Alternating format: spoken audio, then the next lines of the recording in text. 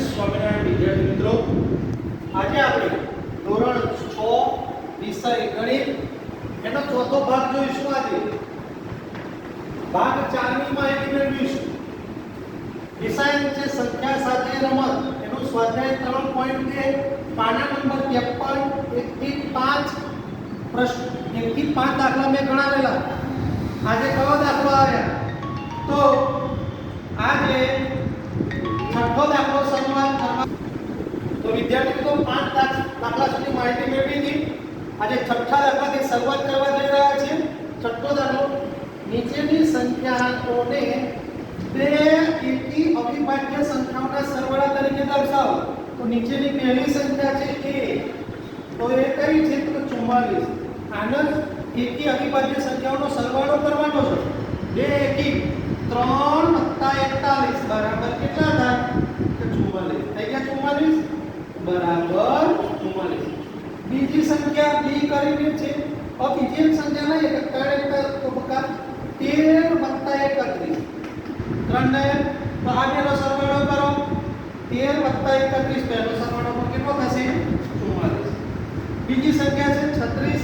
તો 36 ને બે અવિભાજ્ય, તો પહેલા સૌથી પહેલા 36 ની નજીકની સંખ્યા શોધી લો અવિભાજ્ય, તો કે 31.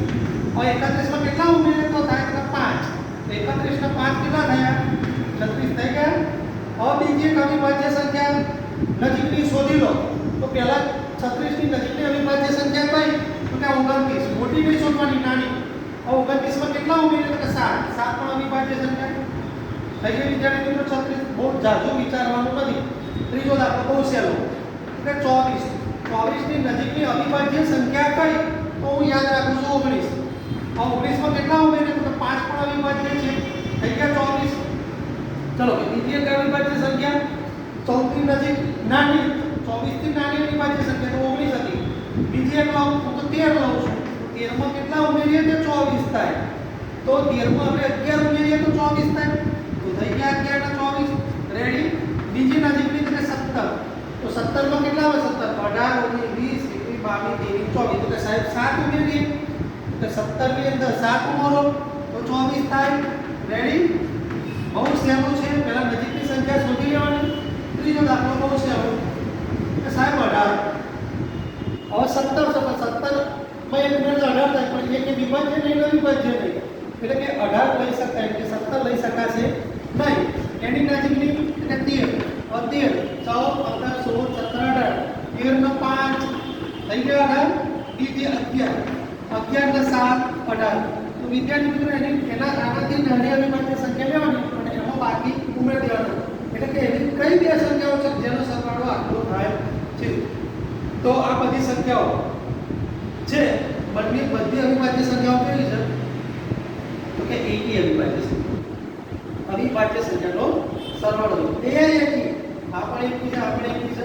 રેડી. બહુ સહેલું. આગળ શું આપેલો છે? સાતમો દાખલો કે અવિભાજ્ય સંખ્યાની 3 જોડ આપવાની છે અને એનો તફાવત કેટલો થવો જોઈએ? 2. તફાવત મતલબ કે બાદબાકી એની 2 થવી જોઈએ. 3 જોડ આપવાની છે અવિભાજ્ય સંખ્યાઓની. તો 3 અને 5 પહેલી જોડ. કઈ આપી મેં? પહેલી 3 અને 5 પેલો દાખલો. હવે આપણે 5 માંથી 3 બાદ કરો, તફાવત કેટલો થશે? 2 બાદબાકી. રેડી. બીજી છે 5 અને 7. હવે મોટી સંખ્યા 7 માંથી 5 બાદ કરો, તફાવત કેટલો આવશે? 2. ત્રીજી જોડ હું આપું. ત્રીજી જોડ છે 11 અને 13. 11 અને 13. મોટી સંખ્યા 13 માંથી 11 બાદ કરો. વિદ્યાર્થી મિત્રો તફાવત કેટલો થઈ જશે? 2. હવે ત્રીજી સંખ્યા કઈ છે? કે 17 અને 19. અવિભાજ્ય લેવાની આપણે. રેડી. 19 માંથી 17 બાદ કરો, તફાવત કેટલો થશે? કે 2 થશે.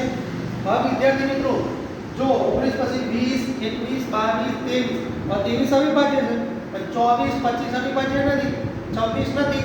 27 નથી. 28 નથી. 29. આ રીતે ગણતરી કરવાની આપણે જાતે. 29 અને 31.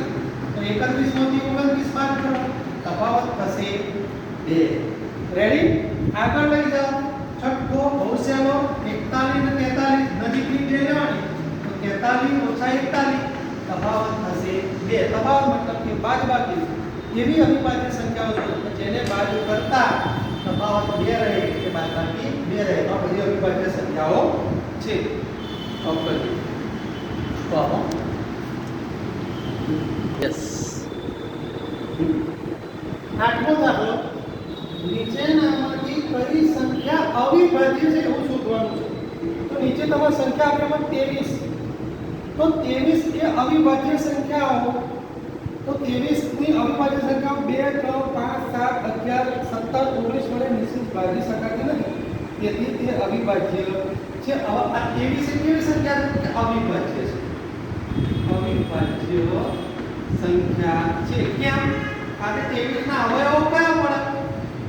23 ના અવયવો 1 અને 23 પડે છે, 2 જ પડે છે, માટે તે અવિભાજ્ય છે. આવું લખવું હોય તો લખાય કે તેને 2 વડે, 3 વડે, 5 વડે, 7 11 17 અને 19 વડે નિશેષ ભાગી શકાતી નથી. ભાગી શકાતી નથી, તેથી તે અવિભાજ્ય છે. જેના બે અવયવ પડે, શોર્ટકટ યાદ રાખો, 51. તો 51 એ કેવી સંખ્યા છે? તો કે 51, તો 51 એટલે 51 3 વડે નિશેષ ભાગી શકાય છે. તો 51 એકા 51. રેડી? હવે 5 ને 6, તો 51 ભાગ્યા 3 કરે એટલે ખબર પડે. 3 એકા 3, 7 કરી 17 કરી 51. કે આ સંખ્યા કેવી છે? કે આ સંખ્યા વિભાજ્ય સંખ્યા છે. વિભાજ્ય સંખ્યા છે. કેમ? કારણ કે 51 ને 3 વડે નિશેષ ભાગી શકાય, તેથી 51 એ અવિભાજ્ય સંખ્યા નથી. તો લખાય કે 51 ને 3 વડે નિશેષ ભાગી શકાય છે, તેથી તે અવિભાજ્ય સંખ્યા નથી. તો કેવી છે? વિભાજ્ય. સી ત્રીજું 37. રેડી? તો 37, તો 37 ના અવયવો કયા પડશે? કે 37 ના અવયવો 1 અને 37 છે, તેથી તે અવિભાજ્ય સંખ્યા છે. એવું લખાઈ શકાય કે 37 ને 2 વડે, 3 વડે, 7 11 13 19 17 19 23 29 અને 31 વડે નિશેષ ભાગી શકાતી નથી. રેડી વિદ્યાર્થી મિત્રો? છેલ્લો ડી જાતે કરી શકાય 26. રેડી? 26 એકા 26, 13 દુ 26. આ સંખ્યા કેવી છે? તો કે વિભાજ્ય છે. 26 ને 2 વડે નિશેષ ભાગી શકાય.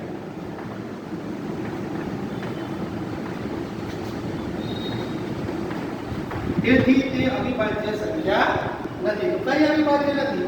23 અને 26 અવિભાજ્ય નથી. 37 કઈ છે? અવિભાજ્ય. 23 અવિભાજ્ય છે, 37 અવિભાજ્ય છે, 51 અને 26 નથી. આ નવમો દાખલો, 100 કરતા નાની ક્રમિક 7 વિભાજ્ય સંખ્યા લખો. 100 કરતા નાની ક્રમિક કે જેમની વચ્ચે કોઈ પણ સંખ્યા ના આવતી હોય, તો જેમની વચ્ચે કોઈ પણ સંખ્યા ના આવતી હોય એવી ક્રમિક સંખ્યાઓ મારે લખવાની છે. 7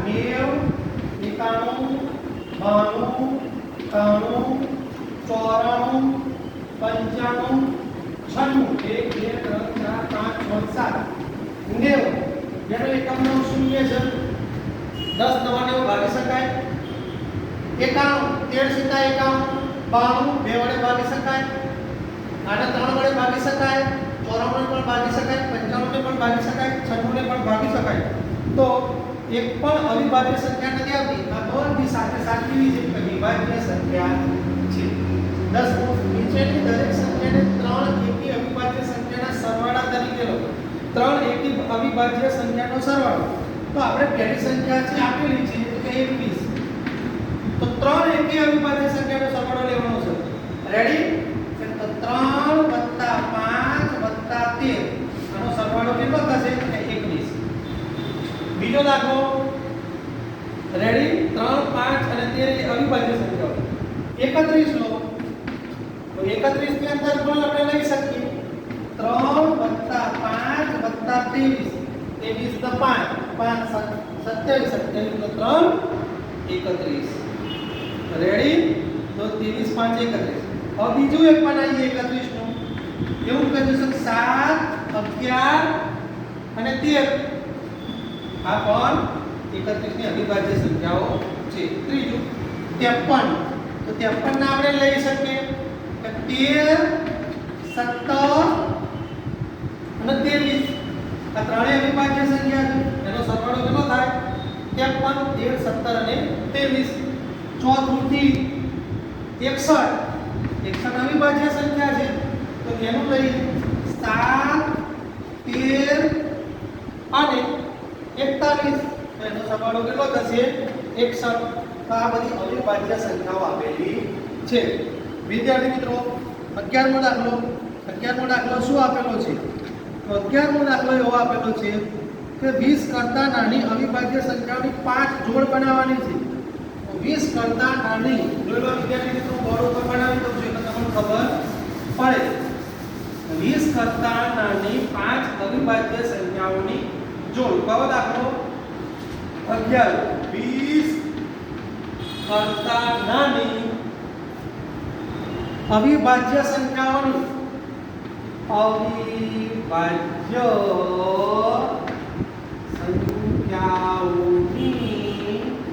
પાંચ જોડીઓ લખો અને જેનો સરવાળો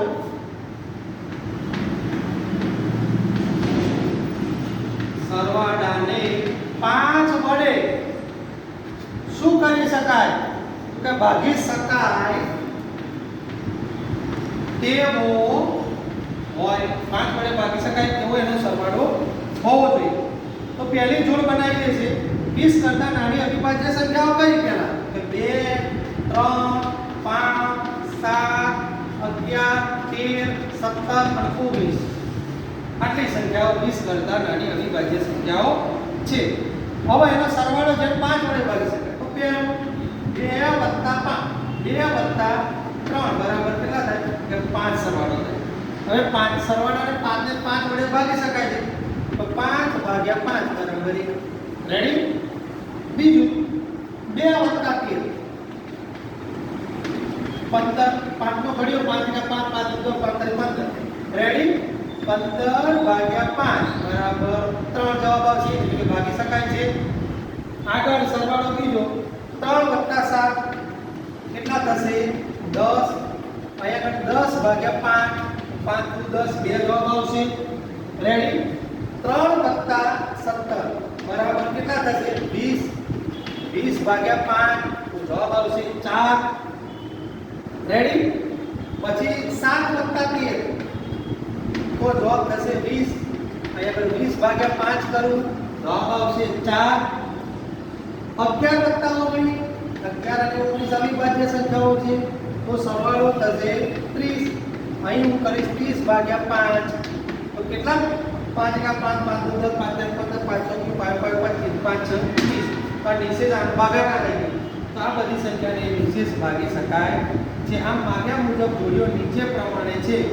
કઈ કઈ જોડીઓ થશે? 2 અને 3, 2 અને 13, 3 અને 7, 3 અને 17, 7 અને 13, 11 અને 19 એ માગ્યા મુજબની જોડીઓ બની શકે છે. વિદ્યાર્થી મિત્રો 12મી ખાલી જગ્યા ચોપડીની અંદર બતાવી દઉં છું. ચોપડીની અંદર ખાલી જગ્યાઓ છે. જુઓ ચોપડીની અંદર ખાલી જગ્યાઓ આપેલી છે. એ ખાલી જગ્યાઓ આપણે જોઈશું.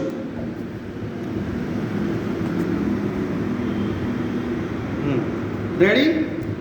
જે સંખ્યાને ફક્ત 2 જ અવયવ હોય, જે સંખ્યાને માત્ર 2 અવયવ હોય તે સંખ્યાને કેવી કહેવાય સંખ્યા? તો અહીંયા આગળ હું જવાબ લખીશ કે અવિભાજ્ય. રેડી? પહેલી ખાલી જગ્યામાં આવશે અવિભાજ્ય સંખ્યા કહેવાય. જે સંખ્યાને 2 કરતાં વધારે અવયવો હોય એને શું કહેવાય? કે વિભાજ્ય સંખ્યા. ત્રીજું, જે સંખ્યાને એક ખાલી જગ્યા કે ખાલી જગ્યા નથી તો એક એ અવિભાજ્ય, અહીં લખાશે અવિભાજ્ય, બીજામાં લખાશે વિભાજ્ય. એક એ અવિભાજ્ય કે વિભાજ્ય સંખ્યા નથી. સૌથી નાની અવિભાજ્ય સંખ્યા કઈ? તો કે 2. સૌથી નાની અવિભાજ્ય. સૌથી નાની વિભાજ્ય સંખ્યા કઈ? 4. સૌથી નાની બેકી સંખ્યા કઈ? તો કે 2 આપેલી છે. તો વિદ્યાર્થી મિત્રો, આપણે ઉપર શું જોયું? તો આપણે 3.2ના 12 દાખલાના વિડીયો મેં બનાવેલા જોયા છે. હવેના ભાગમાં કાલે જૂનમાં વિભાજ્યતાની ચાવીઓ સમજાવીશું. ત્યાં સુધી અસ્તુ. જય સ્વામિનારાયણ.